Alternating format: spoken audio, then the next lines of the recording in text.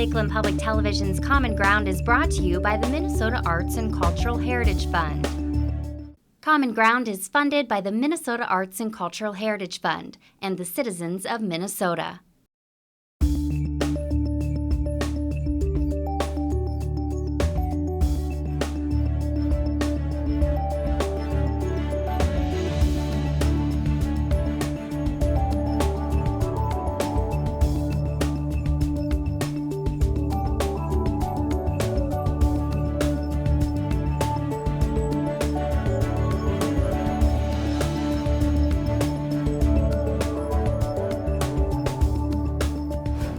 Hi, and welcome to Common Ground. I'm your host, Ashley Hall. On this week's episode of Common Ground, the Red Lake Boys and Girls Fishing Club, the Bass Busters, learn the power of traditional values. Carol Harrison, a harpist from Brainerd, soothes us with a demonstration of harps as she passes her musical knowledge to her talented students. Finally, Pam Collins of Staples uses a plethora of materials and a great sense of fun to create mosaic images.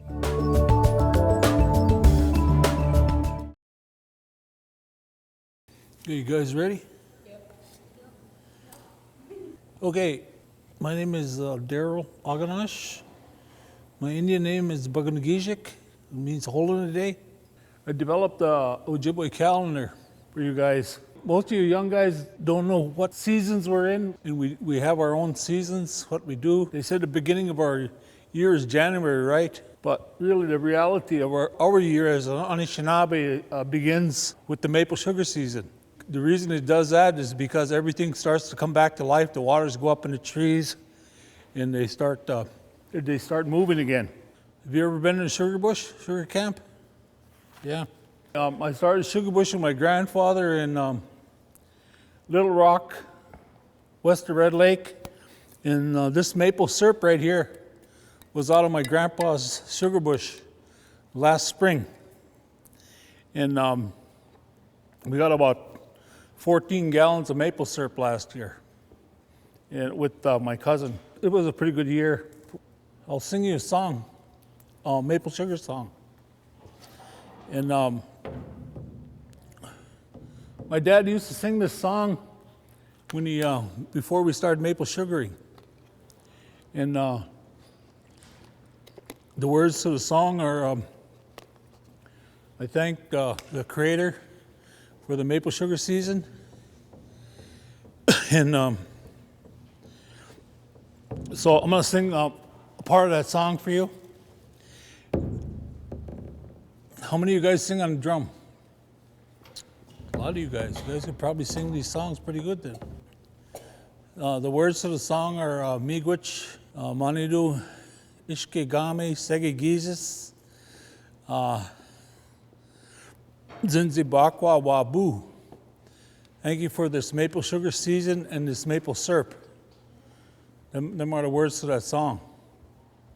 So I'll sing you a version of it, a part of it.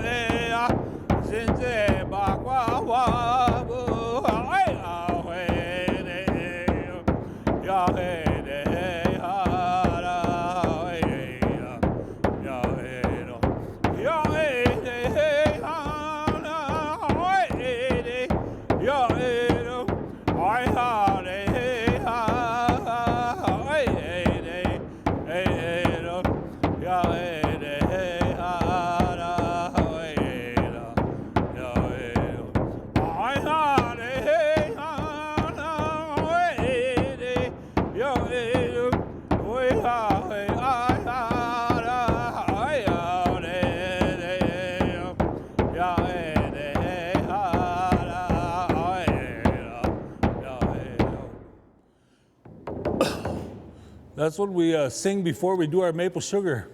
In the beginning of our year, we thank the Creator before we even get started doing the maple sugar season, the maple syrup. You're supposed to give thanks before you do anything, like before you go hunting and everything, because you're going to be presumptuous that you're going to get something. A lot of people go out and hunt and they said, well, we haven't gotten anything. I heard that from a young guy last year. He said, I didn't get no deer. I said, well, did you pray for them? He said, no. I said, I always pray when I go with my deer. That's how I get so many deer. Because I give thanks for before I get them. And God always gives me my deer. So that's why I got a lot of deer. Hi, my name is Pam Collins. I live here in Staples, Minnesota, and I am a mosaic artist. And I've been doing art for, oh my gosh, since I can remember, like most artists. And I got interested in mosaics just by, looking at material and reading books and that sort of thing. And it was always something that I was intrigued by. And several years ago, I did a little trivet. I thought, oh, I could try this. And I fell in love with the process. I just really enjoy this whole process because it is just so unpredictable. My work's very organic. Nothing is ever the same. I'm always monkeying around with something and changing something. So, just for the sake of time, I did cut these pieces so that they would be ready to roll. So I've got that there. And if I could just remember where all these pieces went, it would be really good. But that's the beauty of it. You just kind of like, oh, well, this works. No, not so much. The best things that we learn in art and in life in general is the mistakes that we make. And hopefully we figure out what not to do the next time. I am not a puzzle person. I don't do crossword puzzles or any of that kind of stuff.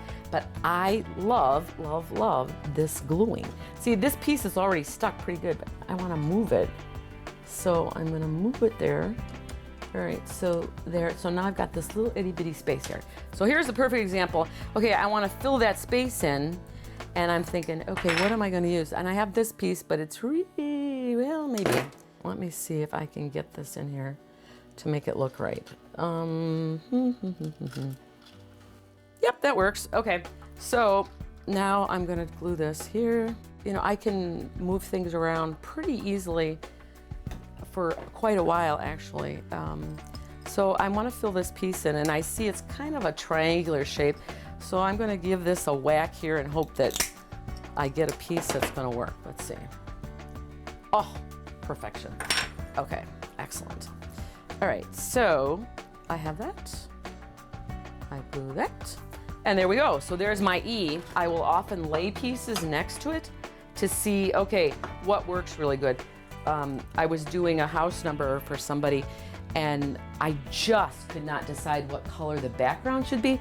And so I took several different colors before I decided. And oddly enough, it was a color that I would not have thought of to put in there, and it worked great. So if I took this, now see, and if I did this with this, See, it just doesn't, to me, it's like, oh, that's pretty boring. So you want the word to pop out, and so I'm gonna do dominantly darks. So what I do is in my little workspace here, I have my trusty dusty little paint cans to give me some height because I wanna grout all the way around this. So now I'm taking pre-mixed grout. Now I am putting this on white because I personally like the process of painting my grout. And because I'm dealing with different heights, it makes it a little bit more complicated in getting in all the grooves and slots and that.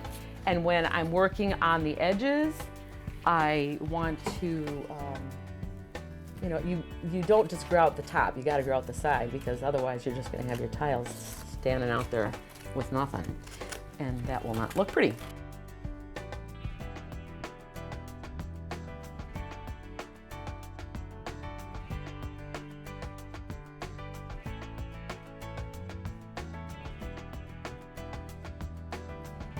Now I'm really going to take my finger, and I just like doing it with my finger because I can feel where the tiles are high and where they're low.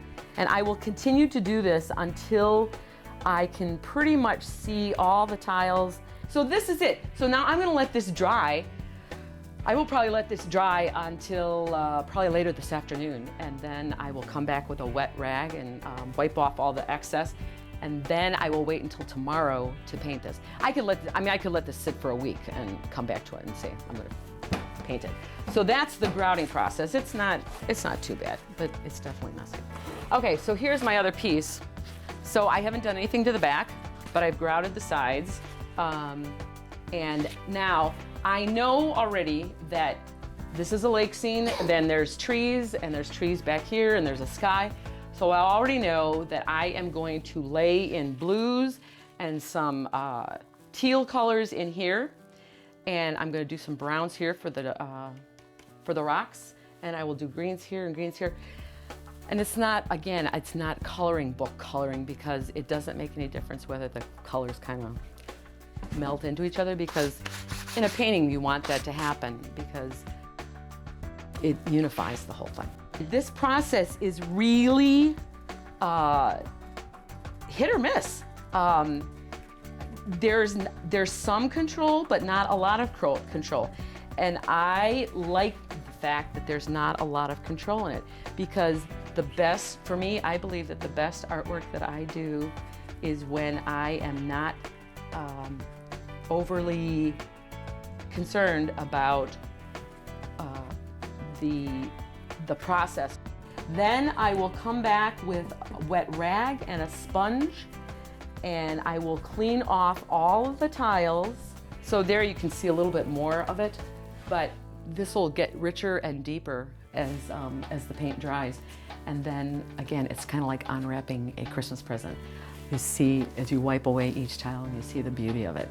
It's and then after I've painted the back of it with hodgepodge of paint, whatever I want to do, I will put my little screw eyes in there and put a little wire on there, and it's ready to hang and sell it to somebody.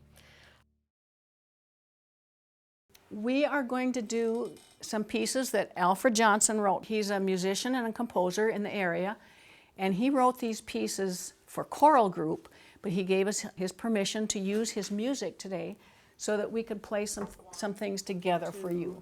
3, 4. I'm Carol Harrison, and I'm a harpist in the Brainerd area. We've lived up here for about 20 years. Before that, I played harp in St. Louis Park. I'm really happy to tell everybody about what the harp is and how it works. People are always curious about the harp, and I'm happy to be teaching students so that when I quit playing, which might not be too many years, I can be replaced up here. The harp is one of the few instruments that people want to come and examine when you play it. They don't often come up to a flute player and say, could I just look at your instrument? Can I see the pads on there? And how many pads are there? But with a harp, they always come up and they have all kinds of questions that they want to ask. What's it made of? And obviously, they're made of wood. And Sitka spruce is often used for the sounding board because that's so vibrant. And mahogany, maple, many other kinds of wood are used for the column and the neck and everything. They want to know what it costs. And people are a little hesitant to just ask right out what it costs. But the smaller lever harps, to get a good one, would be about $5,000 at least for a new one. There are used ones available, but you're a little risky buying a used one. The large pedal harp like this starts, I think right now, at $27,000, $28,000 to $30,000. They want to know how many strings. That one has 40, those two have 38, and this one has 47, which is a common number for the pedal harps. They want to know what the music looks like, and it looks just like piano music. The only thing that's different is that the harpists never use their little fingers, and you're just sure they do, because when they close their hands like this, it looks like your little finger is playing. They want to know how we move it. This one is quite heavy, and so we put it on a cart and move it out to the van and lift it very carefully into a van on pillows and so forth, so it's not rubbing against anything. These harps I can lift myself, and this one especially is very light, so it's easy for me to move.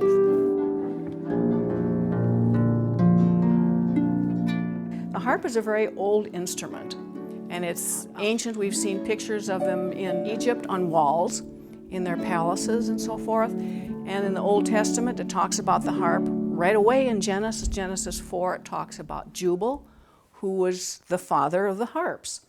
And we know that harps were used out through the Old Testament for temple worship, and people are familiar with David being called in to play for King Saul because he was so agitated. And so the harp music, it's very comforting and soothing to people. People even called it in the Old Testament, some of the kings, when they had a really important decision to make, to kind of calm them down a little bit so that they could make a good decision. The parts of the harp are the column right here, and this is the bass down here with the feet to help balance it.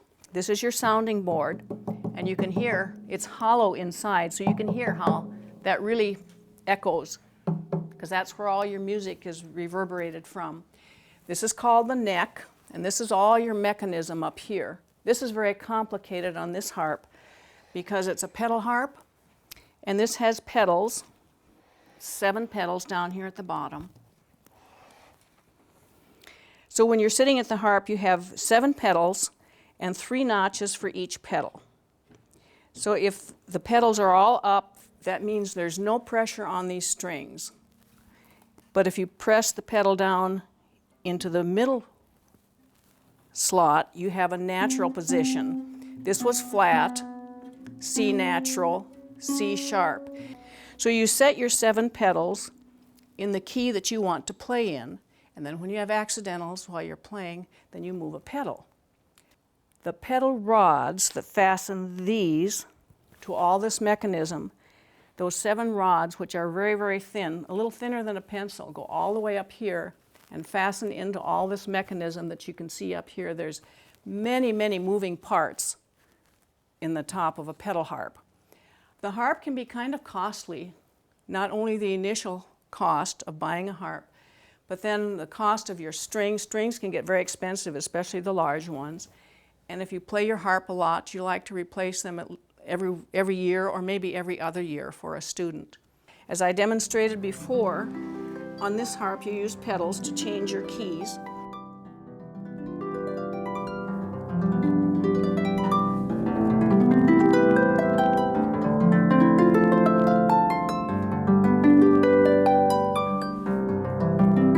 And this harp is made by Lion Healy. It's a prelude harp. The lever harps, you have to change your accidentals manually. And if you want 3 C sharps, you have to play or change all 3 octaves with your fingers sometime when you're playing. So you're very careful, and a lot of the music cannot be transferred to this harp. Otherwise, I will transcribe the music and leave out some of the accidentals or just play it a little differently. So this is tuned in the key of E flat. So I have E, F, G, A, B, C, D, E. That way I can go to more keys. If I want to play in the key of C, I will raise, since I have E flat, B flat, and A flat, I'll raise E flat, A flat, and B flat. Now I'm in the key of C. And I think I forgot to tell you, these are C's, the red ones are C's, and the blue ones or black ones are F's. And that's simply so you can find your way around. So this harp, to hear how it sounds, since it's an E flat,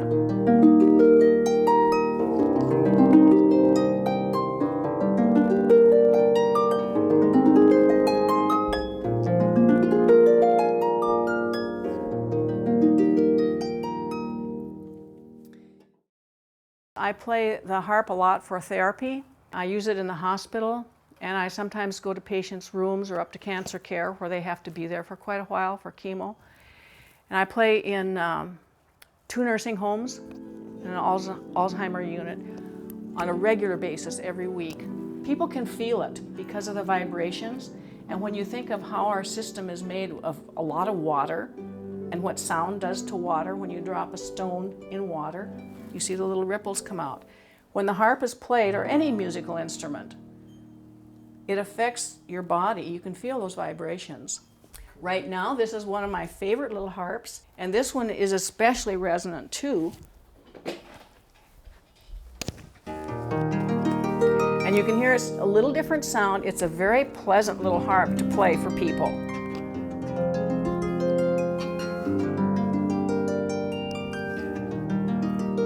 But I want you to hear the difference when I turn it on if I'm going to play it in a large setting where it needs to carry further. I can use the sound equipment, and this is totally electronic. Every string is connected to a transducer, so the whole thing is electronic.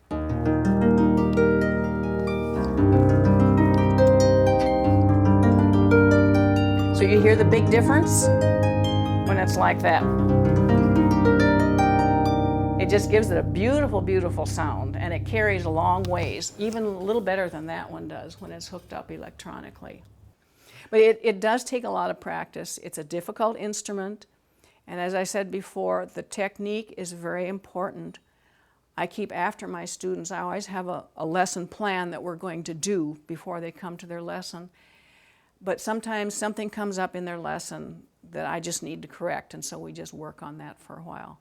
Now let's start with arpeggios, and we're going to do the 7 chord, and we'll go about this speed. 2, 3, 4, 1, 2.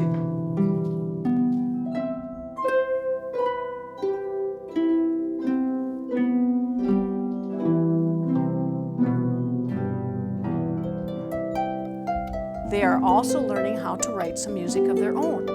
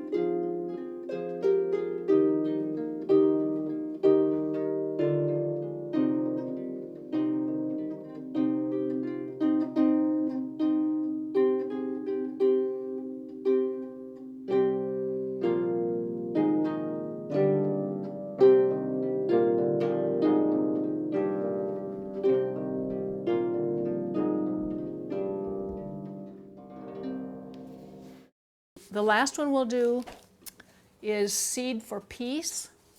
This also is by Albert Johnson. And we're still in the same key.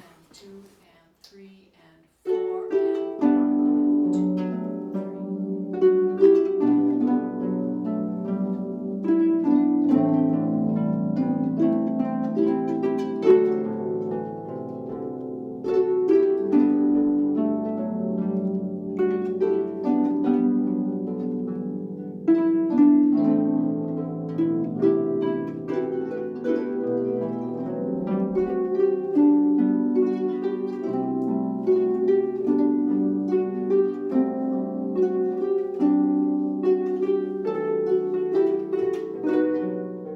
I think it was J.S. Bach who said one time, there's nothing to it playing the music.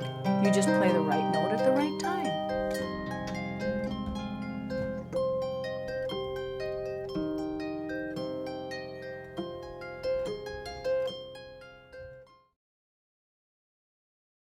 Thank you so much for joining us. We hope that you enjoyed the show, and we look forward to seeing you next week right here on Common Ground. If you have a segment idea for Common Ground pertaining to North Central Minnesota, contact us at legacy@lptv.org or call us at 218-333-3022. To view this episode or any Common Ground segment, visit us at lptv.org/Common Ground.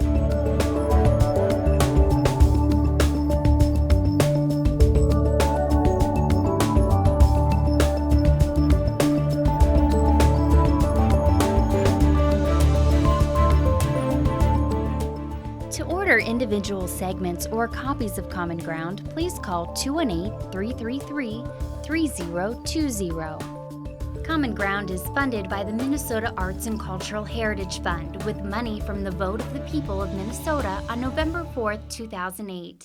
If you enjoyed this segment of Lakeland Public Television's Common Ground, consider making a contribution at lptv.org.